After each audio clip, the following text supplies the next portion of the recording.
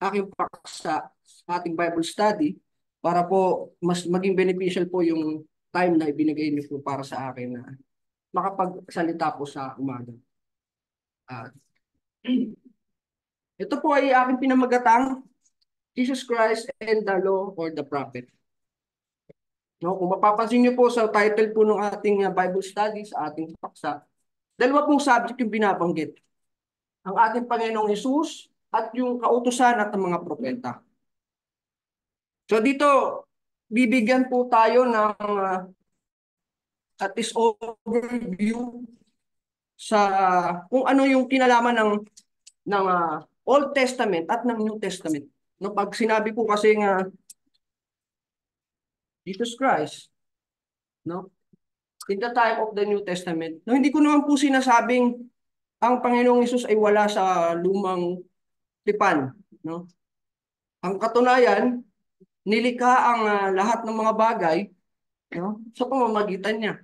So ang ibig ko pong sabihin ay yung kapanganakan o kapag dating ng Panginoong Hesus bilang katawang tao sa daigdig, mababasa natin yung kasaysayan sa Bagong Tipan. Whereas the law or the prophet, it was started in the time of Old Testament. Dito po natin mababasa yung kasaysayan na ipinakilala ng Diyos sa mga kautusan kay Moises, ang mga propeta kung saan nagbibigay ng mga prophecy ng mga mangyayari sa hinaharap. No? Doon po natin mababasa sa Old Testament, sa Law or the Prophet. So, ano yung kinalaman ni Jesus sa kautusan at sa mga propeta? Yun yung ating susubukang pag-aralan. What is the ang tanong meron bang is there a contradiction between Jesus Christ and the law or the prophet? Katulad nung mga iniisip ng mga sinaunang Hudyo sa kanya na siya ba'y nagdadala ng bagong aral na taliwas sa sinasabi ng mga kautusan at ng mga propeta? Or are they in harmony? O ang Panginoong Hesus ba ay tumutupad sa mga kautusan at sa propeta? Ito po yung ating pag-aaralan sa umagang ito. Dahil nung panahong nangangaral ng Panginoong Hesus, nung panahon niya po, yung personal ministry niya, nagkaroon siya ng problema sa pangangaral. Dahil, yun nga, pinagbibintangan siya na nagdadala ng bagong aral, no, ng mga Hudyo sapagkat ah nakapakinig na ng ibang mga ngaral yung mga tagapagturo ng kautusan, yung mga Hudyo ng panahon nila. Bibigyan ko po kayo ng illustration para po mas mapaliwanag ko po yung ibig kong sabihin. No? Yung time nung personal ministry na po ang Panginoong Hesus, nangangaral na siya, inabutan niya na po itong mga pangkat ng relihiyon or mga religious sect or religious leaders kung saan ito yung mga naging tagapagturo ng kautusan sa mga Hudyo. No? Kaya, nung marinig nila ang aral ng Panginoong Hesus, para bang bago sa pandinig nila. No? Ito po'y pinaniniwalaan ng mga Bible scholars na lumitaw noong between the Testament or tinatawag na 400 years of silence na kung saan nung natapos yung prophetic ministry nung huling propeta na si Malakias, hindi na nagpadala pa ng mga propeta ang Panginoon o ang Diyos. Kung saan wala nang tagapagturo, wala nang tagapagsalita na nagsasabi ng kung ano yung kaulooban ng Diyos para sa mga tao. No? At doon sa interval period na yon, doon pinaniniwalaan na lumitaw itong mga nag-interpret o naging tagapagturo ng mga kautusan na nababasa dito sa sa Old Testament, sa lumang tipan. No? So ayan, between the Testament, the interval period is approximately 400 years. When John the Baptist is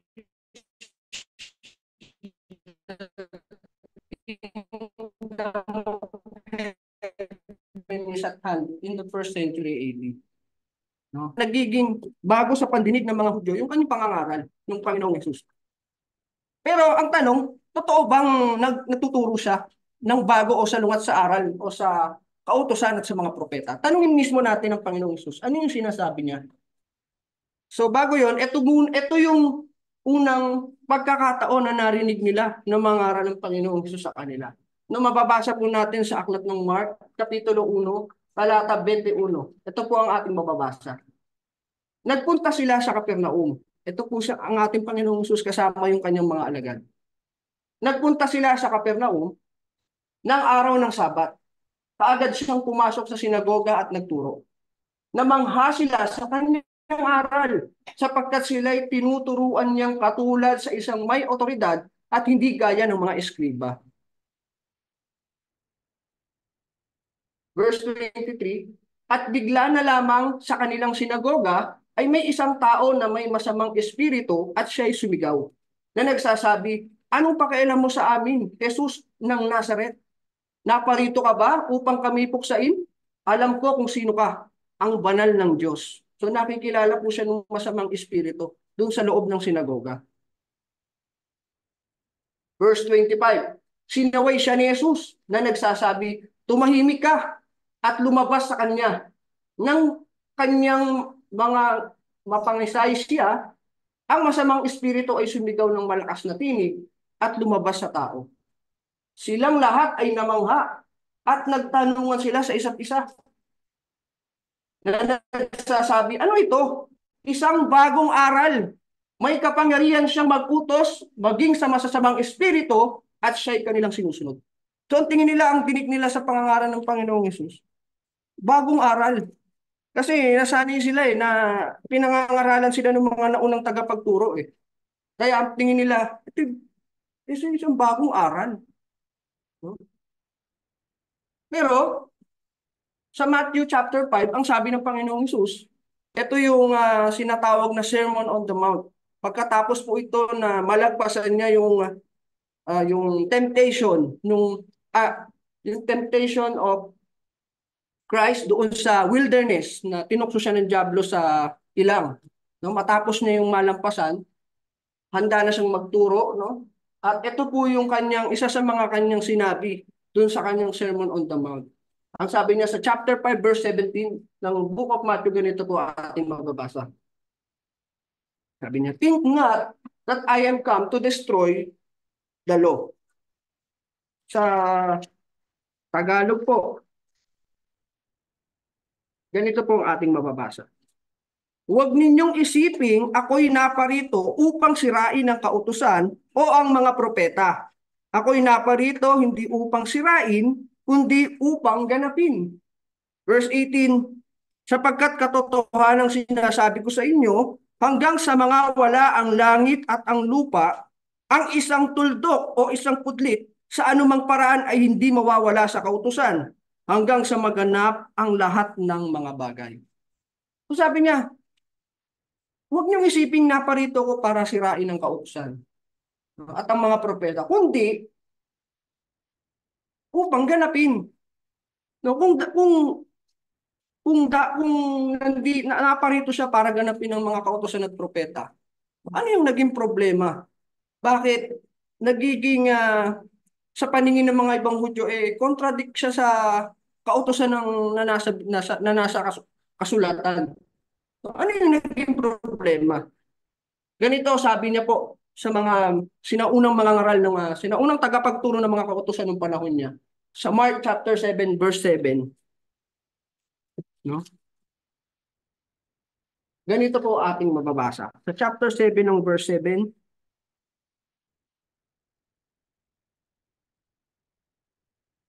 sabi, datapot walang kabuluhan ang pagsamba nila sa akin na nagtuturo ng kanilang pinakaaral ng mga utos ng mga tao. Nilisan ninyo ang utos ng Diyos at inyong pinanghawakan ang salit-saling sabi ng mga tao. So ito yung sabi niya sa mga ngaral o mga tagapagturo ng panahon niya. Ang sabi niya, itong mga tao ito iginagalang ako. No? Ang bayang ito ginagalang ako ng kanyang mga labi. Datapwat ang kanilang mga puso ay malayo sa akin. Datapwat walang kabulan ng kanilang pagsamba na nagtuturo ng kautusan. Hmm? na pinakaaral ng mga utos ng mga tao. So hindi ang Panginoong Hesus ang nagtuturo ng ganang kanya, kundi itong mga tagapagturo ng kautusan, sila yung nag-aaral o nagpapakilala ng doctrines, mga kautusan na nanggaling sa kanilang gana o commandment of men na galing sa mga tao. So sila yung may problema, hindi po yung ating Panginoong Hesus ng panahon niya. No? Basahin naman po natin yung isa pang witness ng ating Panginoong Hesus na si Matthew sa chapter 15, verse 3. And he answered them, "And why do you break the commandment of God? For the sake of your tradition." No? Sa verse 6, "So, for the sake of your tradition, you have made void the word of God." No? Winalang bahala nyo o winalang kapuluhan nyo ang salita ng Diyos para lang mahawakan nyo yung tradisyon o salit-saling sabi ng mga tao. Para itaas yung inyong pinakaaral. Isinantabi nyo yung kautusan o mga salita ng Diyos. Yun ang sabi ng Panginoon Hesus sa kanila. Hmm? Kaya po ang sabi niya sa, balikan po natin yung chapter 5, Matthew, verse 17. Kaya ang sabi niya, "Do not think that I have come to abolish the law or the prophets. I have not come to abolish them, but to fulfill them." No? Ngayon, para maintindihan natin, ano ba para maintindihan na ano bang ibig sabihin ng Panginoong Hesus dito na hindi niya sisirain kundi gaganapin, no? Una, i-define natin ano po yung ibig sabihin ng fulfill. Ano po ba ibig sabihin ng ganapin kung gaganapin niya ang kautusan? Ang unang-una, bigyan po natin niya ng definition. O, so ang definition po ng salitang fulfill na mayroon siyang Greek word na ang pronunciation is leirao. No, yun po ang pronunciation ng Greek word na fulfill. Na ang ibig sabihin po is accomplish, accomplishment, to fulfill, to complete, carry out to the full, as well as to fill, is translated perfect. So ang biblical usage naman niya po is to make full, to fill up, to fill to the full, to cause to abound, to furnish or supply liberally, to render full or to complete. So ibig sabihin po, naparito siya para kumpletuhin, no? Gawing kumpleto na yung kautusan. So ibig sabihin, there is a need to be fulfilled by Jesus Christ. At yun nga yung rason o yung dahilan ng kanyang pagparito para ganapin yung mga kautusan. At yan po ay mababasa natin sa Galatians chapter 3, verse 19. Ganito po yung ating mababasa. Sabi niya, "Why the law? Why then the law?" Sa Galasa, basahin po natin sa Tagalog. Ang sabi po ay ganito, "Ano nga ang kabuluhan ng kautusan? Why then the law? Ano nga ang kabuluhan ng kautusan? It was added because of transgression." Idinagdag dahil sa pagsalangsang, "until the offspring or the seed should come to whom the promise had been made." So dinagdag ang kautusan dahil sa pagsalangsang hanggang sa dumating yung binhi na pinangakuan. So yun talaga yung purpose kung bakit dumating ang ating Panginoong Hesus upang ayon sa kasulatan. So ang kasunod na katanungan, what law did Jesus have to fulfill? Ano ba yung kautusan na kinakailangang i-fulfill ng Panginoong Hesus? No? Yun po yung kasunod na sasagutin natin. Kung titignan po natin yung konteksto ng Matthew chapter 5, kung saan natin binasa yung sinabi niya na gaganapin niya ang kautusan at ang mga propeta. Ito po, sa verse 1 to 12, diyan natin mababasa yung the Beatitudes and the blessedness of the citizens of the kingdom of heaven. Nandiyan yung mababasa natin yung mapalad ang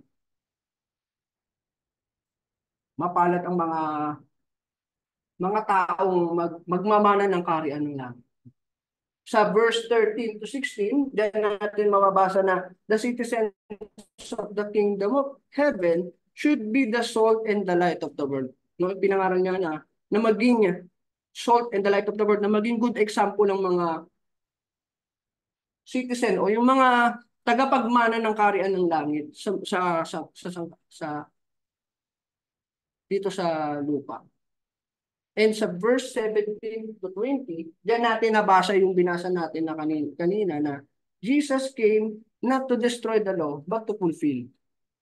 And then in verse 21 to 48, diyan natin mababasa yung interpretation of the law by the scribes and Pharisees versus the God's righteousness.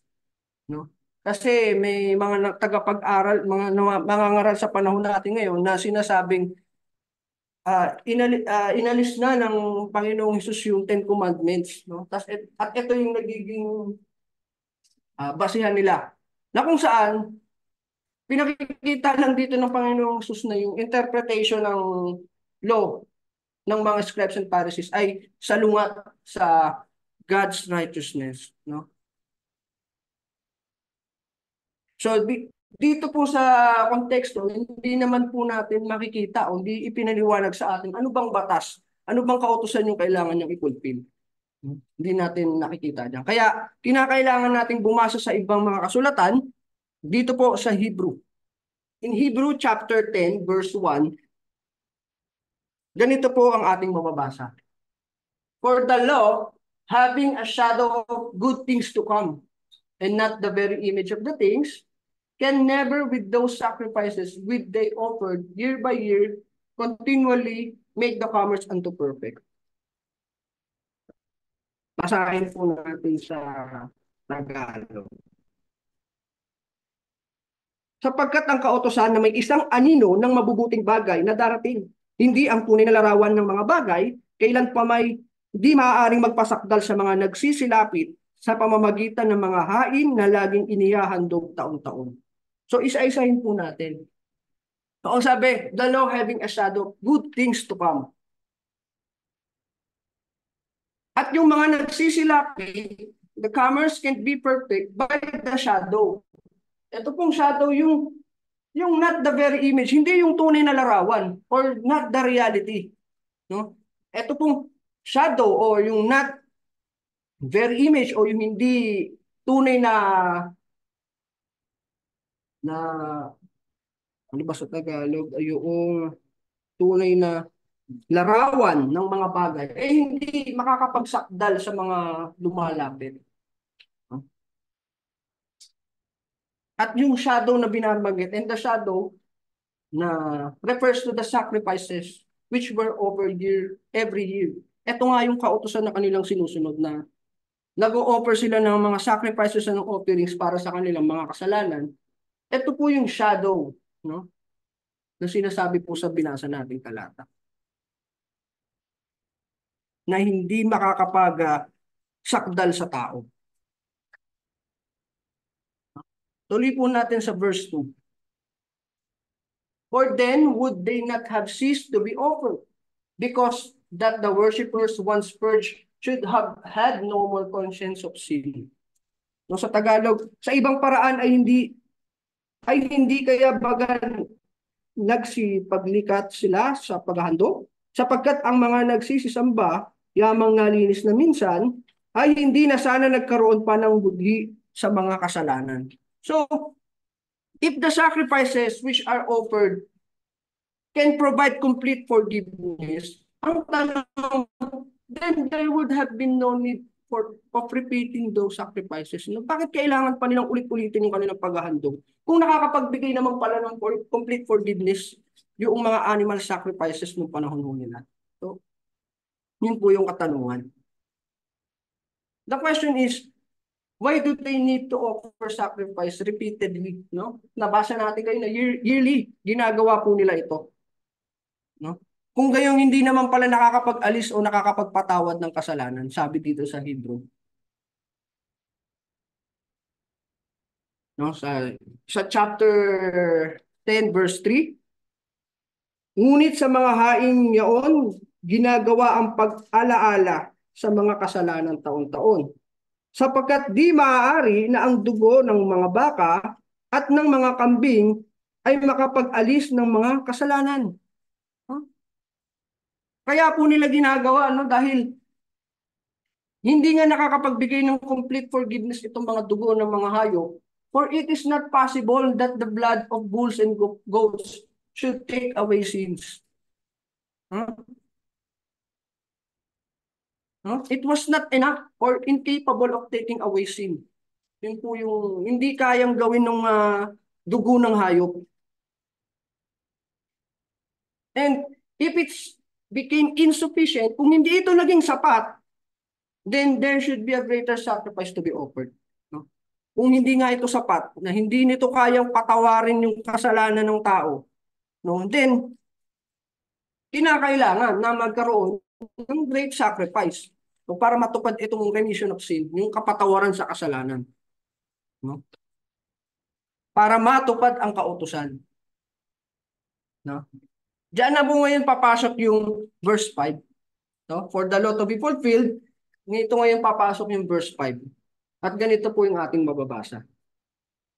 Verse 5 to 7 po, babasahin ko po. Kaya't pagpasok niya sa sanlibutan, ay sinasabi, hain at handog ay hindi mo ibig. Ngunit isang katawan ang sa akin ay inihanda mo sa mga handog na susunugin at mga haing patungkol sa mga kasalanan ay hindi ka nalugod.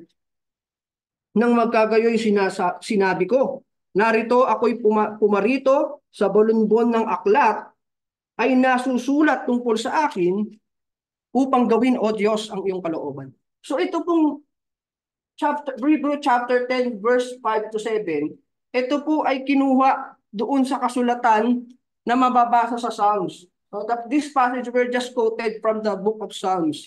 No, kaya po ito tinawag na Septuagint, ibig sabihin Greek version po ito kasi naisulat po ang New Testament, no? Sa Greek. Samantalang sa Old naisulat po ito sa wikang Hebreo. Kaya po ang tawag po dito Septuagint na Greek version po nung nababasa natin sa Psalms. Buti pa po basahin natin yung nasa Psalms at yan po ay nasa chapter 40. At mamaya may papapansin po ako sa inyo kung ano po yung magandang pag-aralan sa bagay na ito. Chapter 40 verse 6 to 7, verse 6 to 8. Pansinin niyo po, ganito po ang ating mababasa dyan. Sa Tagalog na po. Hain at handog ay hindi mo kinaluluguran. Ang aking pakinig ay iyong buksan. Ang aking pakinig ay iyong binuksan. Handog na susunugin at handog tungkol sa kasalanan ay hindi mo hiningi.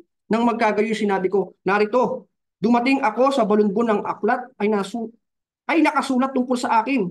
Aking kinalulugurang sundin ang iyong kalooban, O Diyos ko.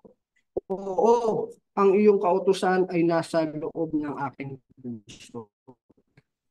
Gusto ko pong pansinin niyo po, ginawan ko po siya ng illustration. Dito po sa Hebrew chapter 10, 5 to 7, at sa Psalms chapter 40, yun pong linyang sacrifice and offers, though we did not desire, parehas pong nandoon na mababasa natin. So gusto ko pong pansinin ninyo na merong mga linya na meron sa Hebrew na wala sa Psalms.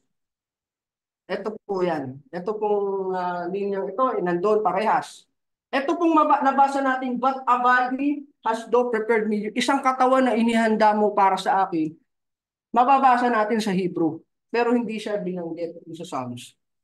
At ito namang, my ears has thou opened, na binuksan mo ang aking pakinig. Nabasa natin sa Psalms, wala na po dito sa Hebrew. At isa pa pong gusto ko pong pansinin nyo, ito po kasing Psalms ay akda po ni Haring David. No?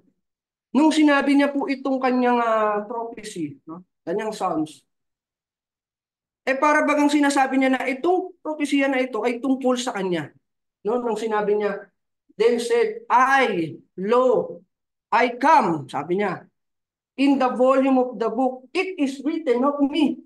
Pero pagdating sa Hebrew, ini-interpret na po nung author ng Hebrew na ito pala ay prophecy tungkol sa Panginoong Jesus.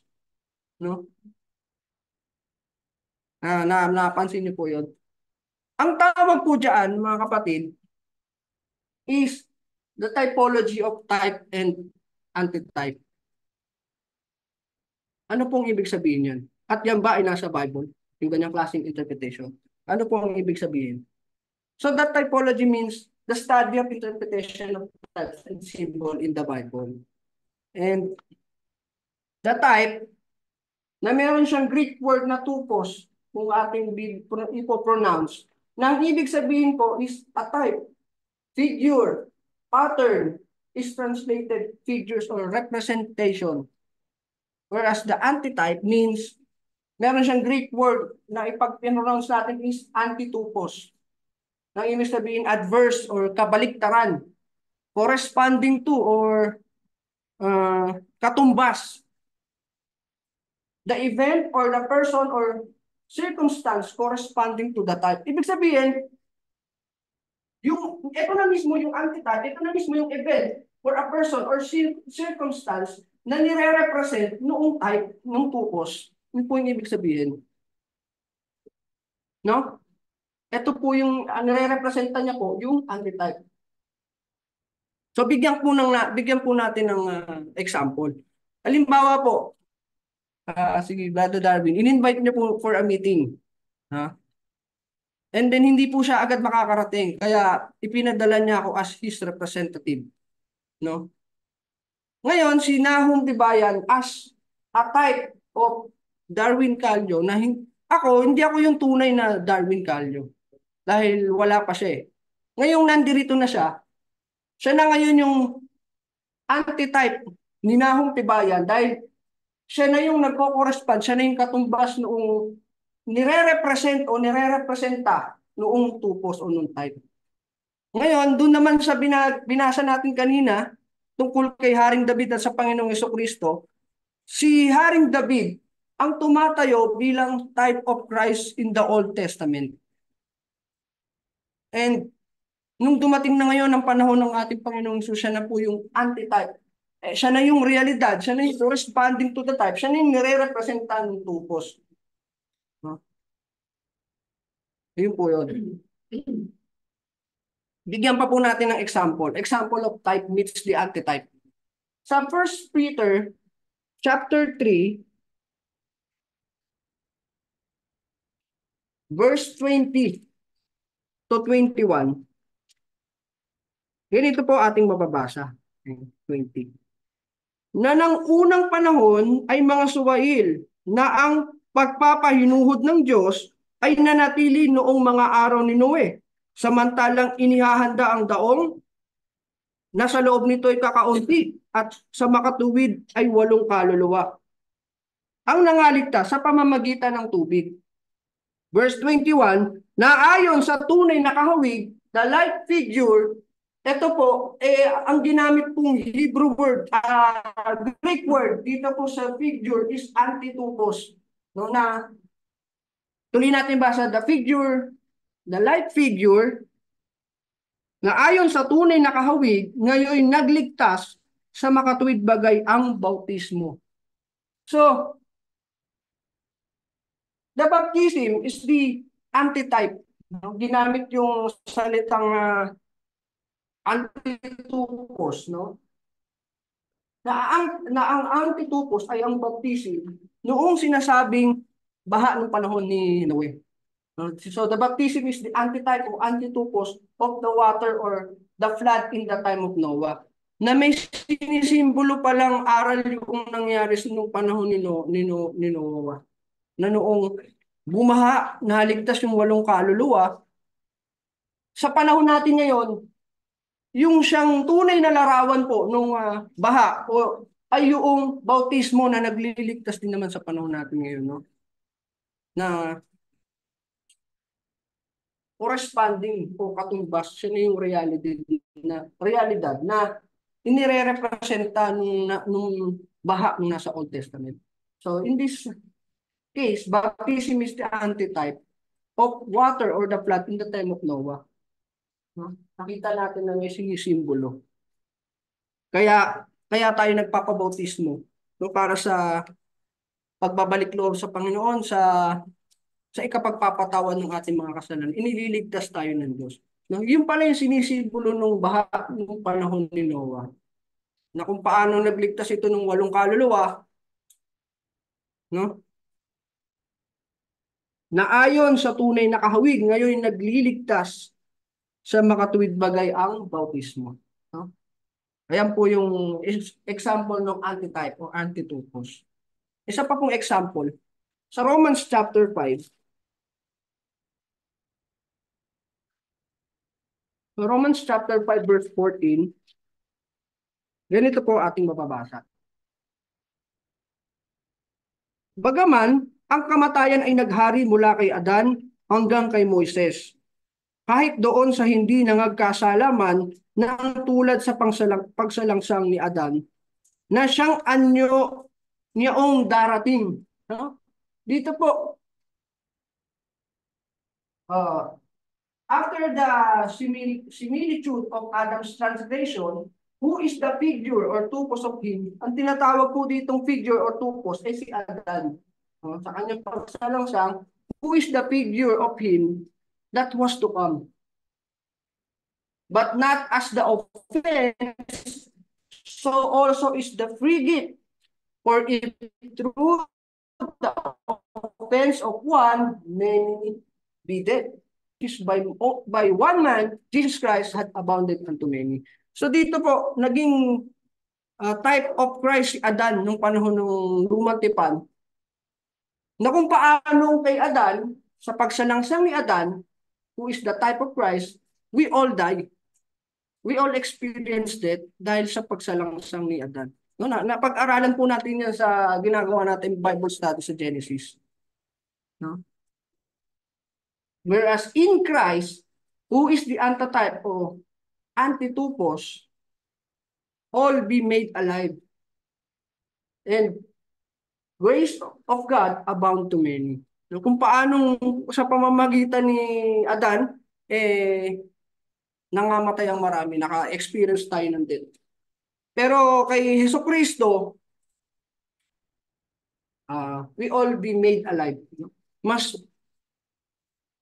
malaki yung ibinigay na pagpapala or grace of God para sa mga nakakarami. So kabaliktaran po yung nangyari kung paano kamatayan ang dala ng pagsalangsang ni Adan, grace of God naman ang kay Jesus Christ.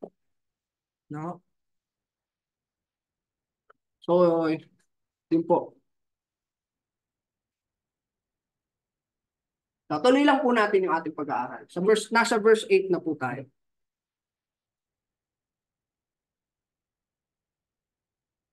Sa Hebrew chapter 10 verse 8. Sa itaas ay sinasabi, mga hain at mga handog na susunuging buo, at mga hain patungkol sa kasalanan ay hindi mo ibig. At hindi mo rin kinalulugod. So hindi inalugot ang Diyos sa mga hain at mga offering na susunugin, no, na mga hain para sa kasalanan, hindi nalugod ang Panginoon doon sa mga bagay na yun, which are offered by the law. Pansinin niyo po yan. Tuloy po natin. Sa verse 9,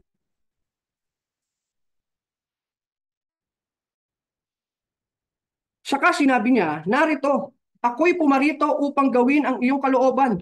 Inalis niya ang una upang maitatag ang ikalawa. Anong ibig kong sabihin nito? No? Ibig sabihin ba nagtatag ang Panginoong Hesus ng panibagong kautusan? Yung sa nababasa natin, He taketh away the first that He may establish the second. Ano pong ibig sabihin niya, mga kapatid? No? Kaya, yan po ang question mark. He take away the first. It refers to the sacrifices and offerings that has no value of removing sin. The Old Testament. The Old Testament. The Old Testament. It take away. Yung yung mga taong nasa ilalim ng unang tipan, the first, yung tinutukoy na una na kanyang inalis, ito yung mga sacrifice and animal sacrifice and offerings na walang kakayahang mag-alis ng kasalanan. No? How about the second? What second did he establish? Ano kaya yung ikalawa na kanyang itinatag? Ang kasagutan po, nasa kasunod lang po na verse. Verse 10, by the which will we are sanctified through the offering of the body of Jesus Christ once for all. Sa kaloobang yaoy, tayo'y pinapaging banal sa pamamagitan ng pagkahandog ng katawan ni Kristo na minsan magpakailanman. So this is the second one na kanyang itinatag. This is the second one that he mentioned he would establish, the offering of his body. Kasi nga hindi kayang tanggalin ng mga animal sacrifices yung kasalanan ng tao eh. So, kaya kailangan ng greater sacrifice. At ito yung kanyang itinatag, yung kanyang pag-aalay ng kanyang sariling katawan. Yung kanyang kamatayan para sa kapatawaran ng kasalanan ng mga tao. Does it mean Jesus created the new law? Ito ba, ang ibig sabihin ba, nagtatag talaga siya ng sariling ang kanyang panibagong kautusan? Ang nabasa po natin sa chapter 5 ng Matthew, no? Na naparito siya hindi para sirain, kundi upang ganapin ang kautusan at mga propeta. No? So, ang tanong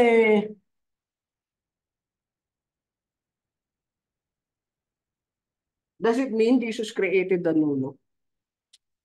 The answer is no. Jesus was just fulfilled and finished the law. No? He just did the God's will. No? Kung papansinin niyo, bakit po ba ginagawa ng mga unang tao sa lumang tipan yung pag-aalay ng mga animal sacrifices? Di ba para po sa ikapagpapatawad ng kanilang mga kasalanan? Yun po yung tipan ng Diyos sa kanila. Yun yung kalooban ng Diyos na gawin nila eh. So, dito, ginawa lang ng Panginoong Jesus kung ano yung kalooban ng Diyos. Kinumpleto niya lang yung kautusan. No? Ginawa niya yung kautusan o tipan ng Diyos na siya yung magiging great sacrifice para sa remission of sin. Ang katunayan po niyan, no? Sa chapter 9, verse 22 po, ganito po yung ating mababasa. At ayon sa kautusan, ay halos masasabi kong lahat ng mga bagay ay nililinis ng dugo. At maliban na sa pagkabuhos ng dugo ay walang kapatawaran. So ito yung purpose eh. Kung bakit kailangan may mabuhos na dugo para sa ikapagpapatawad ng kasalanan. So nung Old Testament, yun na yung goal nung ginagawa nila. So ganun din naman yung goal nung ginawa ng ating Panginoong Jesus para sa panahon natin ngayon, para sa ikapagpapatawad ng kasalanan. No? Ano po yung iba pang katunayan ng bagay na ito? No? Ito po. Sa Matthew chapter 26 verse 20, ganito po yung ating mababasa. For this is my blood of the New Testament. Nansinin niyo po? For this is my blood of the New Testament which is shed for many for the remission of sins. So ano po yung mga kapatid, ano po yung New Testament na tinutukoy sa binabasa po natin? Sino pong pwedeng sumagot? Ano po? Ano po yung New Testament na binabanggit po dito sa binasa natin?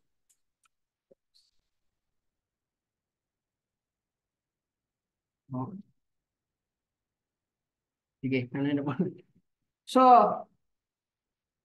kinakailangan na yung dugo mabuhos for many for the remission of sins. So yung binabanggit po na New Testament po dyan is the remission of sins na hindi kayang gawin ng mga animal sacrifices. Na kinakailangan mabuhos ang dugo. No? It is the blood which is shed. It is required to shed. No? Na kinakailangan mabuhos para mag-take effect yung New Testament which is the remission of sin. Kaya nga po, ang nakikita ko po ditong bagay isang covenant lang po talaga eh. Ang nangyari finulfill lamang po ng Panginoong Jesus. No? Dahil the goal is to is for the atonement of sin. na kung paano nila sinasagawa yung mga sacrifices, kinumpleto o pinulfill lamang po ng ating Panginoong Jesus. Ngunit tinatawag itong New Testament, no? Because this is the better covenant sa panahon natin. So kinakailangan ng dugo na mabuhos para sa marami for the remission of sin. Para pong ganito, no?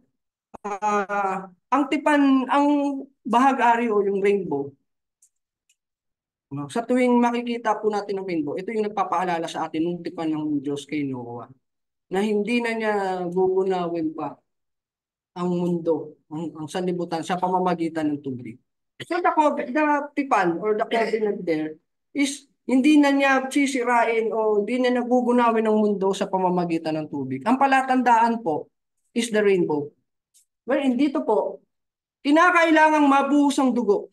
Kinakailangan may mamatay para mag-take effect yung New Testament, which is the remission of sin. Yun po yung ano.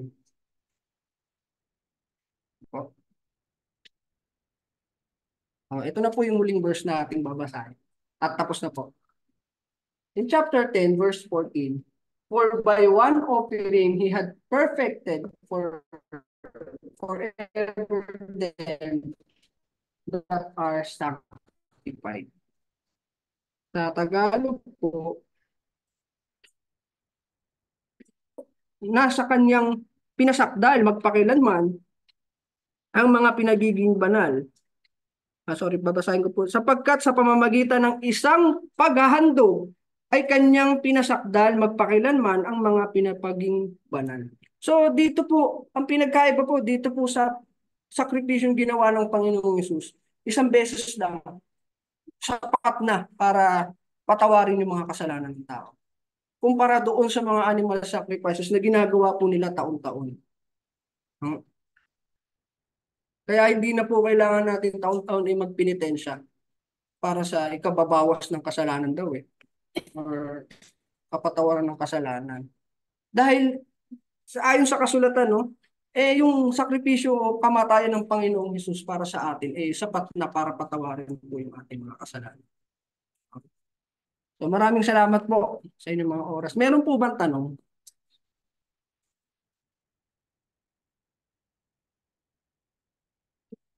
Alam niyo po, nung ginagawa ko po itong pag-aaral na ito, na pumasok po sa isip ko na yung bang mga tao na gumagawa ng animal sacrifices nung nasa ilalim ng unang tipan, sila ba'y naligtas din? Kasi sinasabi sa pagpinag-aralan natin na hindi talaga nakakapag-alis yung animal sacrifices ng kanilang mga kasalanan. Sila ba, kumpara sa atin na naabutan na natin yung sakripisyo ng ating Panginoong Hesus na nasa realidad na po tayo, sila bang mga nasa ilalim ng unang tipan, naligtas din kaya sila? Napatawad po kaya yung kanilang mga kasalanan? Yun yung tanong po na pumasok habang naisip. Basahin po natin yung Hebrew chapter 9 bilang dagdag po sa ating pinag-aralan. Hebrew chapter 9 verse 14 to 15.